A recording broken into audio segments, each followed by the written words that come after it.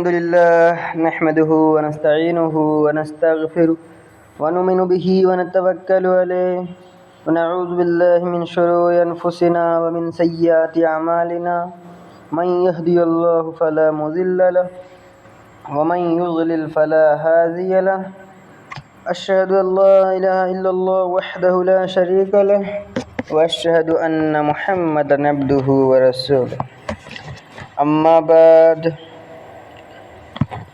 أعوذ بالله من الشيطان الرجيم بسم الله الرحمن الرحيم قل هو الله أحد الله الصمد لم يلد ولم يولد ولم يكن له كفوا أحد۔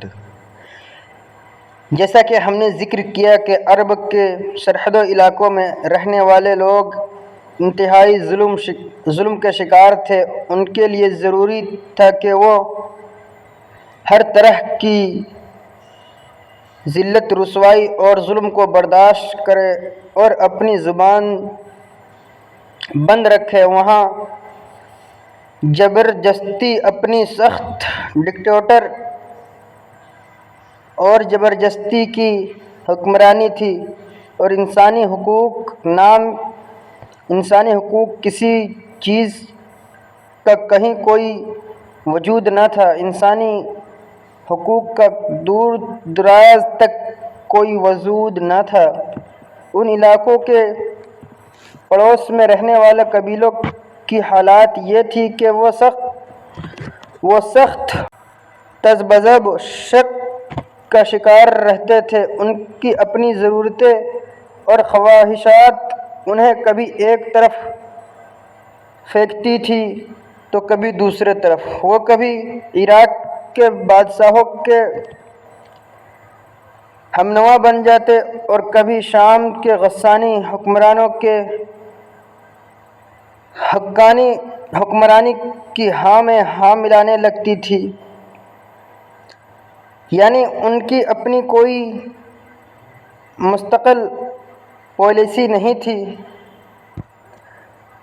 اب بات کرتے ہیں ان قبیلوں کی جو عرب کے اندرونی حصوں میں آباد تھی۔ وہاں بھی حالات کچھ اچھی نہیں تھی۔ ان کا شیرازہ منتشر تھا، یعنی وہ بکھرے ہوئے تھے۔ ہر طرف قبیلے جھگڑے، نسل پرستی کا فساد اور مذہبی اختلاف عروج پر تھے۔ ان قبیلوں کا سب سے بڑا مسئلہ یہ تھا کہ ہر شخص اپنے قبیلے کا ساتھ دیتا تھا، چاہے ان کا قبیلہ حق پر ہو یا باطل غلط پر ہو۔ اس دور کے لوگ کی سوچ ان کے ایک شاعر کے اس قول سے ظاہر ہوتی ہے: میں بھی تو اپنے قبیلے غزیہ کا ایک فرید ہوں۔ اگر میرا قبیلہ غلط راستے پر چلے گا تو میں بھی غلط راہ اپناؤں گا، اور اگر وہ صحیح چلے گا تو میں بھی صحیح راہ پر رہوں گا۔ یعنی ان کے نزدیک حق اور سچ کی اہمیت نہیں تھی، بلکہ صرف اپنے قبیلے کی بات ماننا ہی سب کچھ تھا۔ اندرونی عرب میں کوئی ایسا طاقتور بادشاہ نہ تھا جو سب کی آواز کو ایک کر دیتا، اور نہ ہی کوئی ایسی جگہ تھی جہاں لوگ اپنی مشکلات میں رجوع کرتے یا جس پر بھروسہ کیا جا سکتا۔ ان تمام حالات کے باوجود حجاز مکہ کی حکومت کو پورے عرب میں بہت قدر اور احترام کی نگاہ سے دیکھا جاتا تھا۔ اس دین کے مرضی کا محافظ اور پاسبان تصور کیا جاتا تھا۔ اس حکومت در حقیقت دینی قیادت اور دینی پیشوائی کا ایک مجموعہ تھی۔ اہل عرب پر ان کی بالادستی دین کا نام پر تھی اور حرم خانہ کعبہ اور اس کے اعتراف پر ان کی بقائیہ حکمرانی تھی۔ یہ لوگ زائرین حاجیوں کی ضروریات انتظام کرتے اور شریعت ابراہیم کے حکم نافذ کرتے تھے۔